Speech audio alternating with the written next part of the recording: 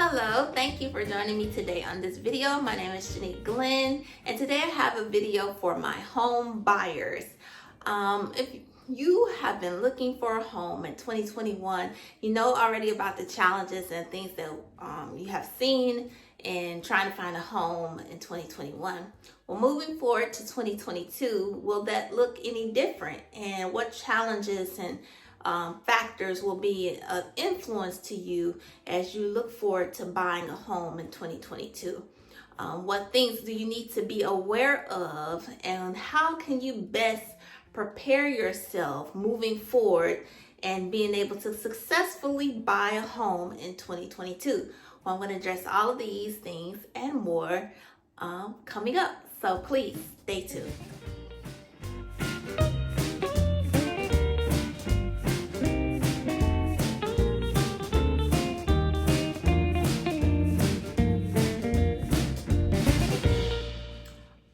So let's talk about it.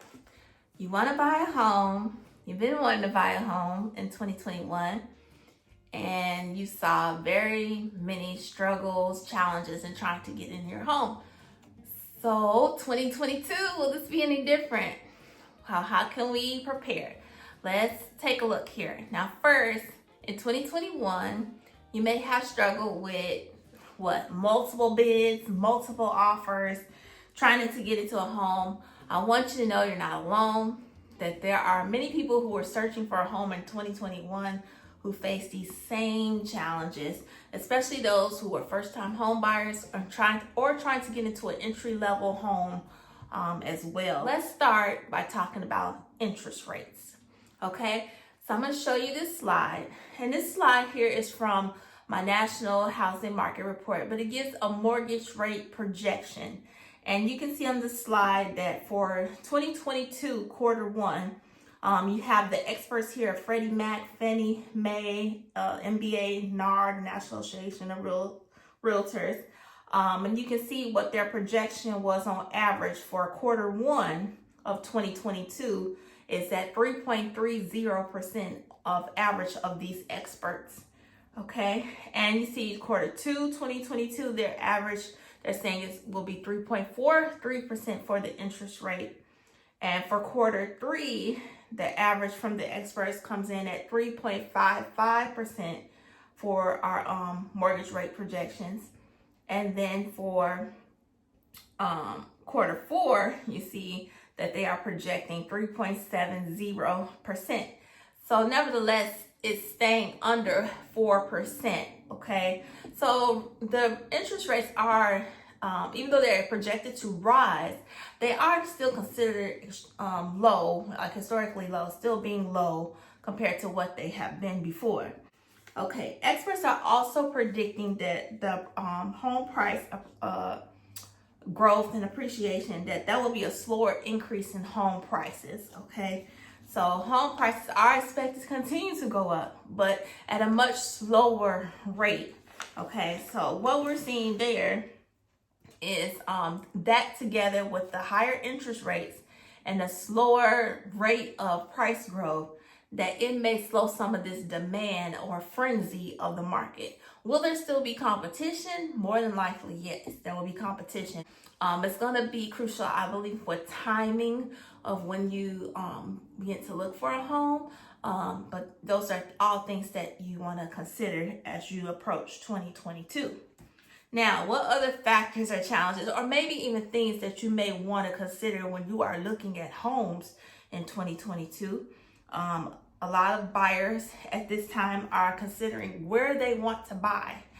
And with that comes some buyers are beginning to look at places that match their beliefs. Okay, so we know that this variant out here and everything with healthcare and how our lives has been changed over the last couple of years. You know, I don't want to say the word, but the things that we have to wear these masks for. But yes, so some people are want to be in a place what matches their beliefs, even their preference for masks and the mask mandates. So, and other beliefs as well. So that is something you may want to consider as you look for a home. Some people have wanted to consider that as one of the factors in them finding a new home. as well as some people also want to consider their climate risk, the climate risk of certain areas. We know with all the natural disasters and stuff going on, people want to take that into consideration. People want to take into consideration if they're in a flood area. Of course, that's really not new, but that is something that people are paying attention to now. Like, they want to know how that's going to affect, where they're living, where they're choosing to put down roots, right? So also, as we know, in the South and maybe in other parts of North where it's really cold, but in the South, we want to make sure that about our heat and cooling, right? So this is a factor that you may want to consider as you look for a home in 2022. But just the heat and cooling, and how much it's going to cost to cool the home in the summer months when it's really warm outside, and you don't want to pay that high. Friend of ours, MLGW. So you want to make sure that your heat and cooling, and buyers are looking at the windows of certain homes and looking at, if you got upstairs, like, are you, more to heating upstairs or that kind of thing, or if it's warmer upstairs, or versus is it nicely circulated throughout the home. So just factors to consider when you go look at a home. You want to make sure that you pay attention to those things, because I can tell you, sometime after you get in the home, you find out that AC don't work so well. So you want to make sure that you get that checked. Now, I think sometimes in certain months they won't run it. You definitely just going to want to be aware and ask questions during your home inspection and so forth. That's a side note, but something to be aware of. Okay, so along with these things, let's look at our projection of 2022. I talked about the home price forecast. So I'm going to show you one more slide. I'm not going to promise this to last, but I'm going to show you a slide from National Housing Market Report, because I want to show you the home price forecast for 2022. So let's take a look at this slide. Okay, the home price forecast, again, we are seeing this from our experts, and we can see the experts at the bottom there: Fannie Mae, Freddie Mac, MBA, along with NAR and Zelman and so forth. But all of these experts have come together to give an average of what they predict the home price forecast will be for 2022. So on average, they are predicting 5.1% average of all forecasts. That will be the home price growth that we may see in 2022. NAR is at 2.8%. Fannie Mae projected up to 7.4%, but on average, all the experts are saying 5.1%. With this, like I said, it will be a slow price increase, slow rate. It won't increase as quickly as it has before, but it will be a slower increase. Okay, so higher mortgage rates, and these already home prices, and then a slowing annual price growth. We are projected to see a significant drop in the record growth that we've been seeing in 2021. So low price growth will deter some buyers from coming into the market, which may give you, as a serious buyer, more leverage, more opportunity to be able, I won't say leverage, but more opportunity to be able to win in the market. That's one thing, okay? So this will allow, more than likely, first-time home buyers to have a little bit of a better chance in 2022, okay? Now, what else are we dealing with 2022? We want to go ahead and take a look at factors that have been affecting our lifestyle, and that has been with this thing we're seeing, this variance and all this other stuff with healthcare. And you know what I'm talking about. So with remote work, right? We see there are a lot more people who are able to work remotely. So remote work plays a factor also in the housing market, because it influences what buyers like you are looking for, and it influences our lifestyle now. So now with the ability to work from home and to work, or even as a hybrid type of model where you can go in some days to the office and be able to work at home other days, it influences the type of house you may be looking for, right? So with that being said, as a buyer, you may want to consider small towns. They're saying that this will be a factor in 2022. Small towns near big cities may be more attractive to those who can work remotely or have the ability or flexibility to work from home. So if you are one of those people who are working remotely, you can start to look at different areas. When I say that, if you're closer to a city in general, you're going to pay more anyway, right? But the further out you go, you may pay less and you may get more for your money. Okay, and there's another advantage with that is sometimes, the hustle and bustle of the city, sometimes people want to get away and just have that more quieter life, but still being in close range to be able to go into the city, right?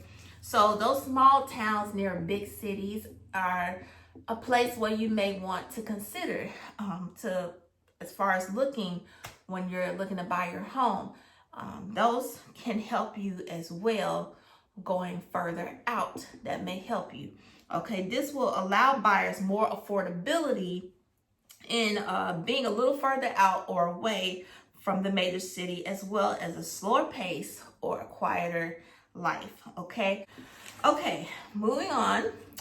Home buyers, you may want to prepare in order to get into this market. Now, before I get into that, let me talk about the buyers are out there. Now, if you're watching this and you're looking to buy a home, you may be one of these buyers, which are the biggest buyers out there right now are the millennials. So if you are a millennial, you are out there looking, and you got some comrades out there with you that's looking too, because millennials have been in this housing market. Okay, millennials, they are driving the demand for home ownership, and they're educated, they're working, and they're knowledgeable about what they want. They know what they want and they're knowledgeable and they're looking for that, okay? And they're ready to buy. The thing is, the challenge is what? Inventory. You can't buy what you ain't out there to buy. So the inventory has been a problem, I know. Yes. So what about that in 2022? What are we going to see any changes with inventory? Unfortunately, guys, inventory will persist. The low inventory will persist, okay? So we will still see low inventory going into 2022. What happened? Well, decades of not having new homes being built, over a decade. So we are very much of a deficit from that. Although we are seeing more new construction, trying to catch up with over a decade of not having it, it's going to take some time, okay? So those challenges of new construction are still there, although we are seeing more new homes being built. Even in our areas, we're seeing more new homes being built. But in order to catch up with that deficit that's been there for years, a whole lot of new homes need to be built, okay? So it's going to take time. So we will still see low inventory in 2022. And with that, let me show you another slide from a National Housing Market Report that deals with the buyers and the sellers market, because we will still see a seller's market in 2022. So take a look at this slide with me. You can see the green area there, about where the inventory is currently, and that is still in the green in the seller's market. When you have less than 6 months of inventory, it's considered a seller's market. Around 6 to 7 months of inventory, that if you ever have that much, that's considered a neutral market. And when you have over 7 months of inventory of homes, that is considered a buyer's market. So currently, with our low inventory, we are still in a seller's market, okay? So that's just some background, okay? So yes, but millennials are driving our housing market, and the inventory will still be a problem, because even though they're out here and they're looking and they're ready, the inventory is just not been there.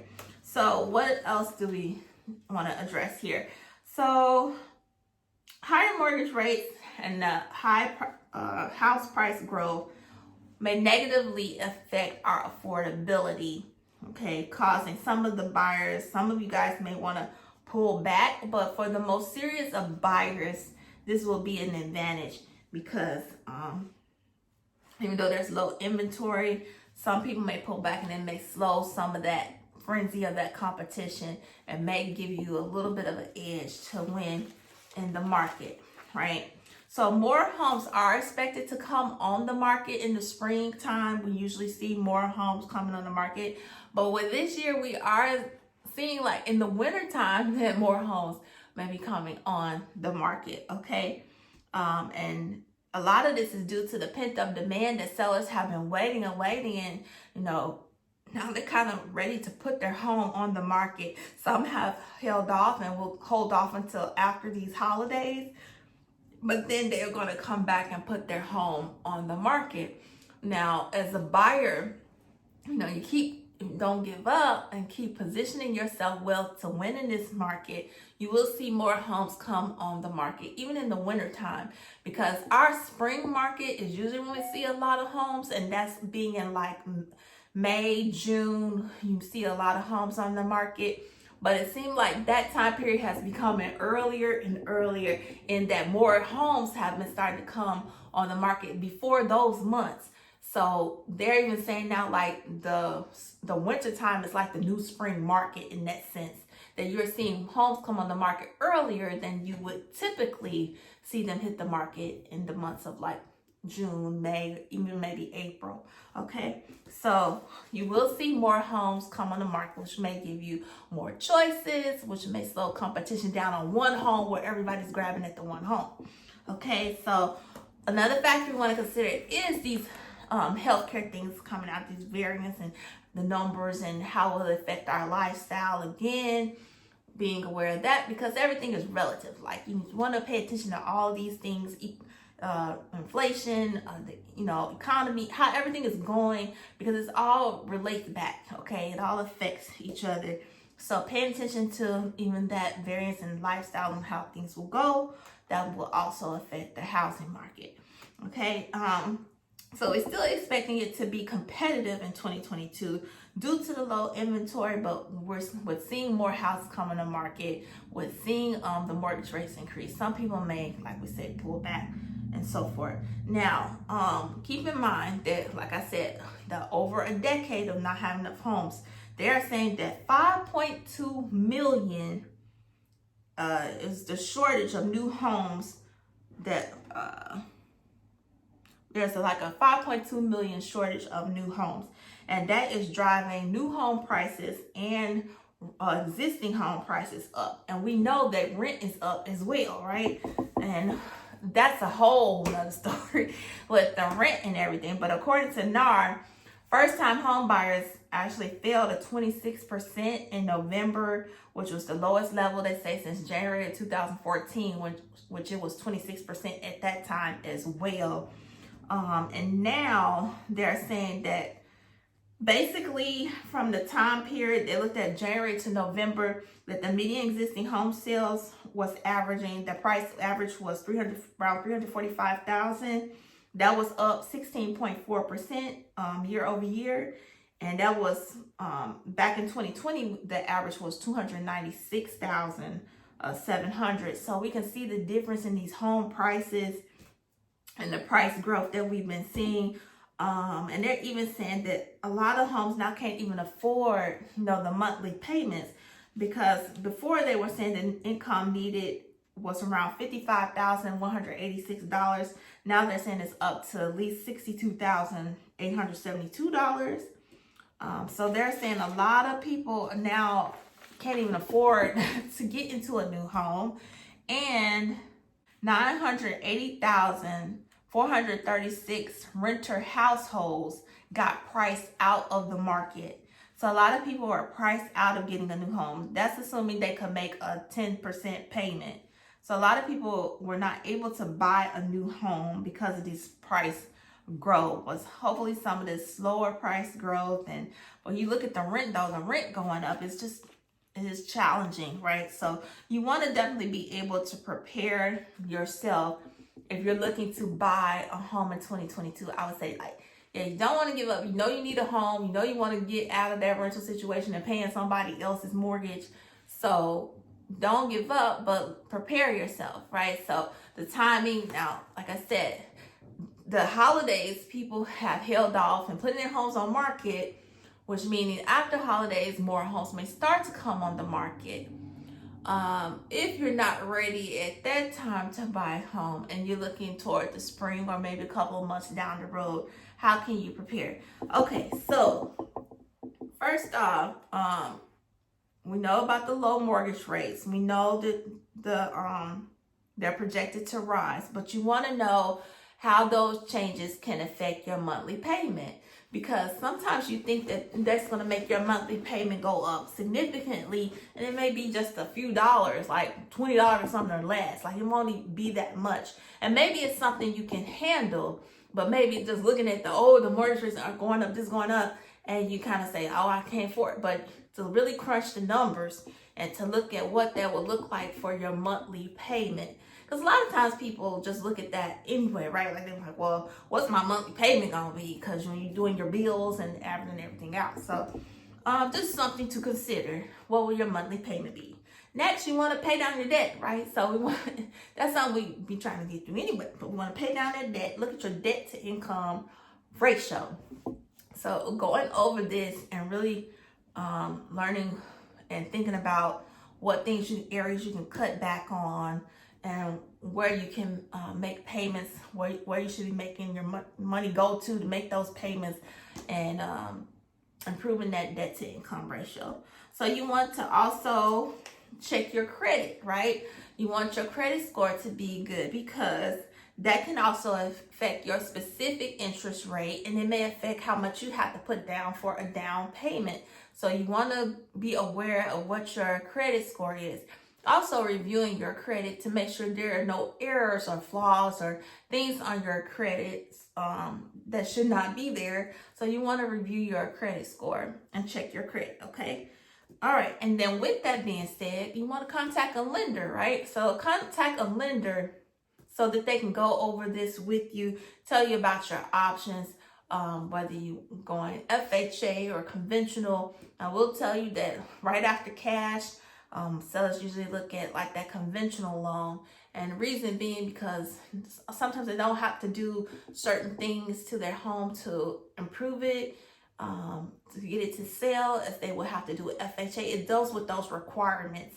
So there's something to consider there if you can be approved for a conventional loan, or do you have to go FHA, but finding what your options are specifically. So talking with a lender about those, about down payment assistance, everything, and going over that. A lender, and when you explore a lender, you may not just want to go to one, but go to probably like 3 lenders. Get you a range and figure out what rate they can give you to get the best rate, and then also who you're comfortable with and going with as for a lender for your specific situation and feeling comfortable with that, okay? So contact the lender so they can help you as well.